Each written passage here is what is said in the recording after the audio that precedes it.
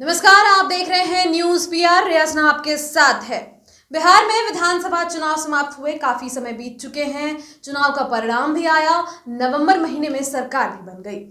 अब लगभग 3 महीने होने को आया है और अभी तक कैबिनेट विस्तार का कुछ भी क्लियर नहीं हो पा रहा है। बहुत कंफ्यूजन सामने आ रहा है। उधर से कहते हैं लिस्ट जारी हो गया है, इधर से कहते हैं मुझे लिस्ट मिला ही नहीं। अब ये कंफ्यूजन बढ़ते ही जा रहा है। कई लोगों ने इस पे बातें भी कही है। तेजस्वी यादव भी बार बार हमलावर हो रहे हैं कि किस तरीके से कैबिनेट विस्तार नहीं किया जा रहा है। ऐसा कहा जा रहा है कि बीजेपी और जेडीयू में कुछ ठीक नहीं है। उसके अलावा चिराग पासवान ने भी यही चीज़ें कही कि अभी तक कैबिनेट विस्तार ही नहीं हुआ तो लोगों की सेवा आप कब करिएगा। तो क्या चल रहा है ये सब कुछ। आज अमित शाह ने भी कुछ कहा है इसी बात पर, तो सारे डिटेल्स हम जनता को बताएं जरा।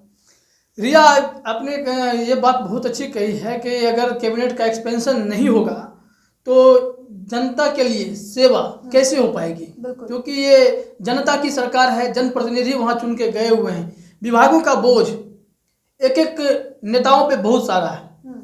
एक एक मंत्री 6-6 विभाग को देख रहे हैं। तो ऐसे में कैबिनेट एक्सपेंशन तो जरूरी है, लेकिन माथापच्ची इस हिसाब से होने लगी है कि कुछ समझ में नहीं आता कि जदयू और बीजेपी के बीच पक क्या रहा है। लोग दिल्ली जाते हैं, बैठक करके आते हैं, वहाँ से डंके की चोट पे कहते हैं, संजय जायसवाल हों, तारकिशोर प्रसाद हों, ये लोग कहते हैं कि सरकार में सब कुछ ठीक है, कैबिनेट एक्सपेंशन के लिए भी हम लोग तैयार हो गए हैं, लिस्ट तैयार कर ली गई है, ऐसे ऐसे लोगों को चुन लिया गया है, लिस्ट नीतीश कुमार को दे दी गई है। अब यह नीतीश कुमार का विशेषाधिकार है कि वो कब क्या करते हैं। हम कहेंगे कि यह वीडियो भी उन लोगों को दिखा दें जिसमें तारकिशोर प्रसाद ने ऐसी बात कही, ताकि इससे स्पष्ट हो जाए चीजें। बस अब हो जाना है। माननीय मुख्यमंत्री जी इस मामले को देख रहे हैं और उनका ये विशेषाधिकार और क्षेत्राधिकार भी है, लेकिन इतना हम कहेंगे कि अब विलंब नहीं। और फिर अचानक एक और आज बयान आता है बिहार के मुख्यमंत्री नीतीश कुमार का। वो भी वीडियो हम कहेंगे अपने एडिटर्स को दिखा दें तो वो सामने आ जाएंगे। तो स्क्रीन पे आप ये वीडियोस देख सकते हैं। जैसे ही आएगा उसी दिन आ जाएगा, हो जाएगा। कि इसमें यह कह रहे हैं अरे हमारे पास लिस्ट आएगा तब तो, मतलब सबसे बड़ी ऐसा नीतीश कुमार ने आज कहा। हाँ, आज उनका स्टेटमेंट है कि हमारे पास बीजेपी ने लिस्ट ही नहीं भेजा है तो हम कैसे कैबिनेट का विस्तार करें। बट फिर तो बीजेपी ने कुछ दिन पहले ही कहा है कि मैंने लिस्ट भेज दिया नीतीश कुमार को। वही तो मैंने कहा कि तारकिशोर तो प्रसाद झूठ कौन बोल रहा है?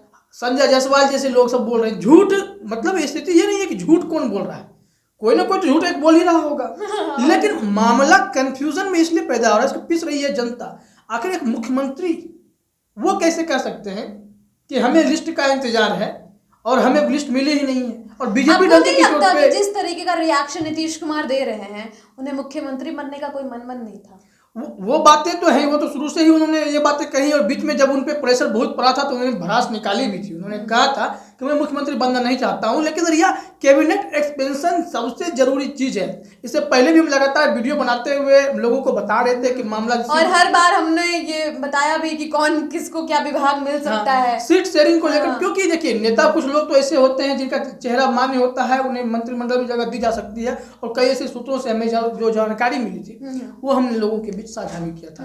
लेकिन जरा आप ये समझिए कि कैबिनेट एक्सपेंशन का जो मामला है, हम सीट शेयरिंग का हिसाब किताब भी लोगों को समझा रहे थे, क्योंकि मैक्सिमम 36 जो है वो मंत्री हो सकते हैं कैबिनेट में। कुल पद 44 होता है, लेकिन जो पद बच जाते हैं वो खुद मुख्यमंत्री रखते हैं। जिसमें शुरू में खबरें आई कि गृह विभाग नीतीश कुमार को मिला हुआ है, वो उनसे हटाया जाए, क्योंकि लॉ एंड ऑर्डर बिहार में संभल नहीं रहा है। शाहनवाज हुसैन की इसलिए एंट्री भी कराई गई थी ताकि ये लगे कि शाहनवाज हुसैन आए हैं तो यह गृह विभाग उनसे लेकर के यहाँ दे दिया जाएगा। लेकिन मामला बदलते देखिए कि वो खत्म हुआ, फिर सीट शेयरिंग के फॉर्मूले पे हिसाब किताब होने लगा कि कैसे ये बंटवारा हो। 22-14 का फॉर्मूला तय हुआ था, जिसमें से 22 में से एक सीट जो है वो जीतन मांझी को देगा एक विभाग, और कोई 14 में से एक सीट जो है वो मुकेश सहनी को। तो 21-13 का, इसमें भी मार्जिन जो है 8 का फासला हो रहा था। तो इसमें ये खबरें आई थी कि जदयू ने अरंगा लगाया है कि इतना मार्जिन क्यों, मुख्यमंत्री भी हमारे हैं, भले ही हमारी कम सीटें आई हैं तो, लेकिन इसका मतलब ये नहीं है कि हम इतने कमजोर हो गए हैं। इसी बीच आपको कहानी देखने को मिली कि जोड़ तोड़ की राजनीति भी शुरू हो गई थी। कई विधायकों को तोड़ करके इसमें शामिल करने की कोशिश की गई। जदयू अपना नंबर बढ़ा रहा था, रात मीटिंग चल रही थी। हाँ, नंबर बढ़ा रहा था ताकि प्रेशर बने बीजेपी पर भी। आप बड़ी पार्टी है तो क्या, हम हमारे मुख्यमंत्री हैं नीतीश कुमार यहाँ पे, तो हम कुछ ऐसा करेंगे। लेकिन धीरे धीरे मामला बिगड़ता गया। अंदरूनी जो कंफ्यूजन है वो अभी भी बरकरार इसी बात को लेकर के है कि कैबिनेट एक्सपेंशन में इन चीजों के अलावा क्या विवाद है। क्या बीजेपी उस इंतजार में है कि चीजें एकदम बद से बदतर हो जाए, मुख्यमंत्री नीतीश कुमार एक बार फिर से कहें कि मैं मुख्यमंत्री रहना नहीं चाहता? क्या उसका इंतजार हो रहा है? शायद आज देखिए कि भले ही मौका कुछ और था, लेकिन जो आपने जिक्र किया अमित शाह ने जो बातें कही है, अमित शाह ने क्या कहा? ठप्पा लगा दिया उस बात की, मोहर लगा दी कि सीएम नीतीश सीएम नहीं बनना चाहते थे, बीजेपी ने जबरदस्ती बनाई। बिहार में देवेंद्र जी इंचार्ज थे, हम चुनाव लड़े।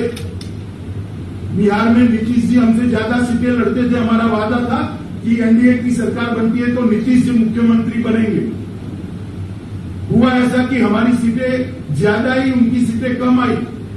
नीतीश जी ने राजनीति के हिसाब से कह भी दिया कि आप भाजपा का मुख्यमंत्री बनाइए, आपका अधिकार है, क्योंकि आपके एमएलए ज्यादा चुनकर आए। परंतु भारतीय जनता पार्टी के नेतृत्व ने निर्णय किया, प्रधानमंत्री जी ने निर्णय किया कि भारतीय जनता पार्टी वादे से नहीं मुकरती है और आज नीतीश कुमार जी उन्होंने याद दिलाया शिवसेना के साथ इस गठबंधन में चुनाव हुआ था वहाँ पे महाराष्ट्र में। उसके बाद वहाँ सरकार वहाँ पे ठीक से नहीं चल रही है, ऐसा आरोप उन्होंने लगाया। और उन्होंने कहा कि शिवसेना हमें कहती है कि हम वादा तोड़ देते हैं, तो हम अपने वादे पे इतने खड़े उतरते हैं कि बिहार में हमने चुनाव से पहले ही कह दिया था कि हमारे कुछ भी नतीजे आ जाएं, अगर मुख्यमंत्री बनने की बात होगी तो नीतीश कुमार ही नेतृत्व करेंगे बिहार में एनडीए का। और चुनाव भी हुआ, जदयू की सीटें भी कम आई, बावजूद इसके हम अपने वादे पे डटे रहे। हमने नीतीश कुमार को मुख्यमंत्री बनाया। चाहती तो भाजपा इतनी सारी सीटों के साथ बन सकती। तो आपको क्या नहीं लग रहा कि ये इनडायरेक्टली कुछ और करने की कोशिश है?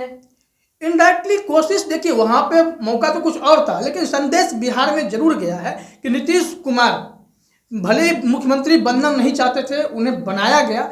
अब नीतीश कुमार पर दबाव बनाया जाता है। तो ऐसे आधे मन से वो जनता की सेवा कैसे करेंगे? हाँ, यही तो दिक्कत है ना। इसी वजह से कैबिनेट का एक्सपेंशन भी रुका हुआ है, लटका हुआ है। कैबिनेट का एक्सपेंशन नहीं होगा तो दिक्कतें तो सामने आएंगी ही। अब आप तारकिशोर प्रसाद 6 विभाग देखेंगे या अशोक चौधरी 5-6 विभाग देखेंगे तो कैसे काम चलेगा? आखिर विभागों का बोझ तो कम हो, तब तो आप चाहे किसी विभाग में पथ निर्माण का हो, चाहे कोई विभाग हो, सब में काम होना चाहिए ना। लेकिन यहाँ सबको सब कुछ चाहिए ना। सबको सब कुछ चाहिए। अब मामला देखिए अटकता कहाँ है कैबिनेट एक्सपेंशन में। जो हमारे पास आंकड़े आए थे, मैंने कहा कि 8 सीटों का अंतर हो रहा है। 21-13 की बातें हो रही थी। 21 जो मंत्री बीजेपी के होंगे, 13 जेडीयू के होंगे, तो 2 बचते हैं। उसमें एक मुकेश सैनी, एक मांझी। शुरू में यह लग रहा था कि मुकेश सैनी या जीतन राम मांझी प्रेशर बना रहे हैं कि हमें एक और बढ़ जाए, लेकिन ऐसा होगा नहीं। ये लोग शांत हैं।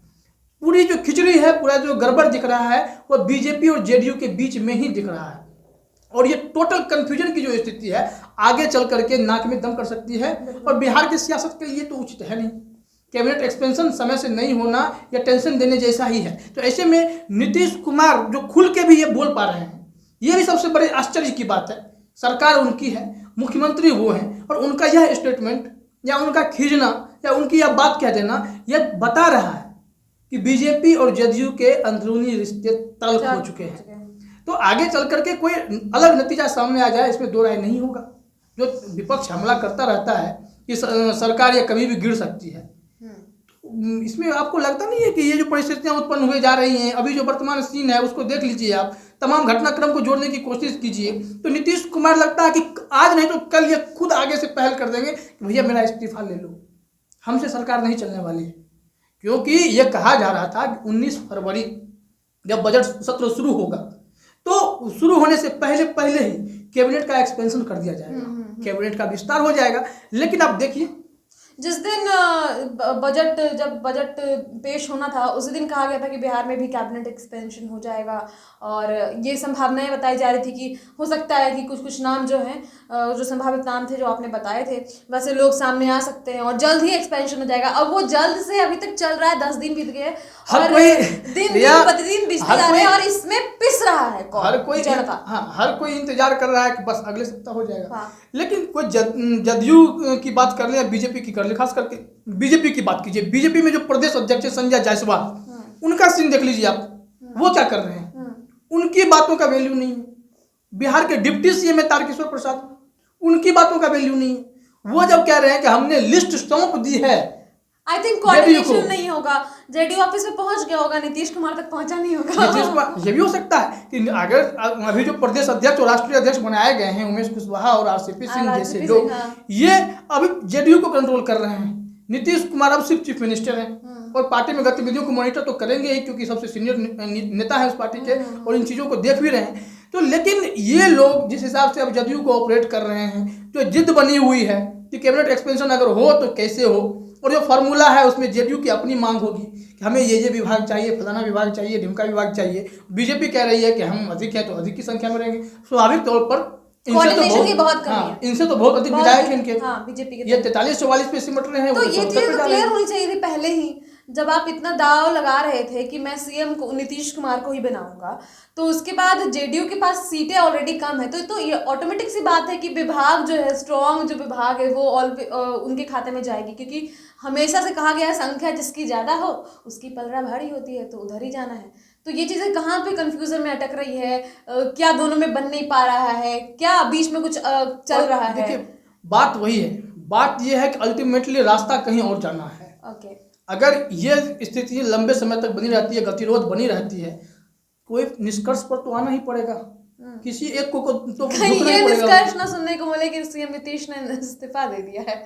वो तो जब अमित शाह ने स्पष्ट कर दिया कि वो तो बनना ही नहीं चाहते थे, वो चाह रहे थे कि बीजेपी से कोई चेहरा सामने आ जाए। चूंकि उस वक्त बीजेपी के पास कोई ऐसा चेहरा नहीं था, तो बीजेपी कंट्रोल कैसे करे मंत्रिमंडल को, क्योंकि देखिए कंट्रोल बीजेपी के हाथ में है। अभी इस बार नीतीश कुमार जो है फुल फ्लेज्ड में नहीं है, वो नीतीश कुमार नहीं है जो पिछले सत्र में थे, जो 2005 में थे, वो नीतीश कुमार नहीं है। कॉन्फिडेंस नहीं दिख रहा है। हाँ, ये कंट्रोल हो रहे हैं। तभी तो अच्छे अच्छे चेहरे को छोड़ करके बीजेपी ने तारकिशोर प्रसाद, रेणु देवी और पता नहीं किन लोगों को मंत्रिमंडल में शामिल कर दिया। बताए तो बीजेपी से कौन बन सकते हैं, अगर ऐसा कुछ संभावना बनती है कि नीतीश जी कहीं थक हार के बोल दे कि मुझसे नहीं होगा, आप संभालिए, तो किन्हें? वो आपने पहले भी बताया, बीजेपी से मैंने बताया था कि शाहनवाज हुसैन की एंट्री इस वजह से भी कराई गई क्योंकि बिहार में एक सर्वमान्य चेहरा के तौर पे उन्हें देखा जाएगा, और एक मुस्लिम चेहरा भी जो हिंदू के बीच में उतना ही लोकप्रिय है और मुसलमानों के बीच तो है ही पैठ उनकी, और वो केंद्र में उनको मंत्रिमंडल का अनुभव रह चुका है। तो ऐसे में शाहनवाज हुसैन एक अच्छे विकल्प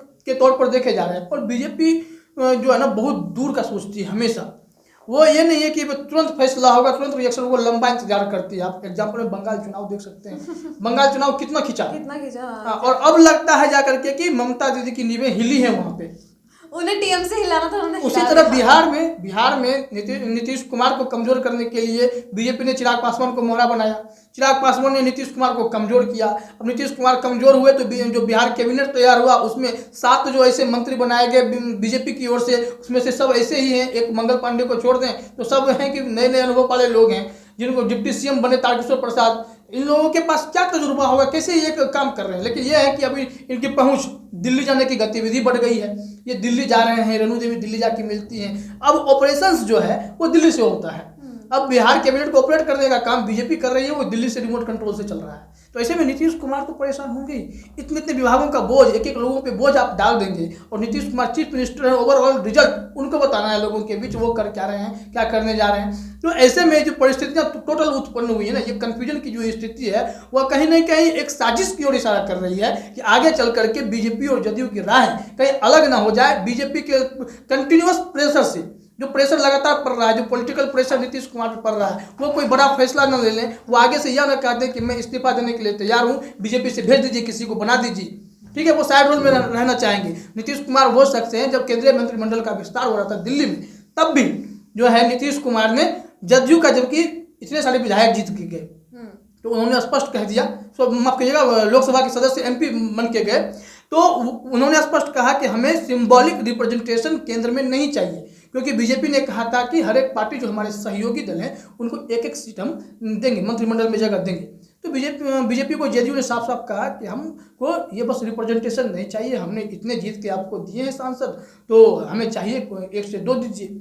चर्चा भी उठी कि आगे एक्सपेंशन होता है तो जदयू शामिल हो जाए, जदयू शामिल होने से मना कर दिया इस बार भी, और 2019 से पहले भी यही स्थिति थी, तो मना कर दिया गया था। तो नीतीश कुमार अब तो दिलेरी दिखा रहे हैं, तो वो बिहार में भी दिलेरी दिखा सकते हैं। अगर इतने प्रेशर में हैं तो मुझे लगता है कि इन्हें इस्तीफा दे ही देना चाहिए, और इसके बाद बीजेपी को मौका मिल जाना चाहिए, वो आगे काम करे, करके दिखाए कि कैसे काम होता है। ऐसे कैबिनेट एक्सपेंशन रुका रहेगा तो मुश्किलें तो उत्पन्न होंगे ही। और जो अमित शाह की बातें हो गई और इसके बाद जो पिछले जो बयानबाजी है आज नीतीश कुमार का जो स्टेटमेंट हाँ, है, क्लियरली उन्होंने कहा कि हमारे अरे पास भाई लिस्ट मेरे नहीं पास है। लिस्ट आएगा तब ना हम बताएंगे। तो इन तमाम चीज़ों को जोड़ करके देख लीजिए रिया, तो बिहार की सियासत में किसी उलटफेर की संभावना भी अगर हो जाए, अभी नहीं देर सवेर हो सकता है कि आपको 19 फरवरी से पहले ये भी दिख जाए कि कैबिनेट का एक्सपेंशन हो गया।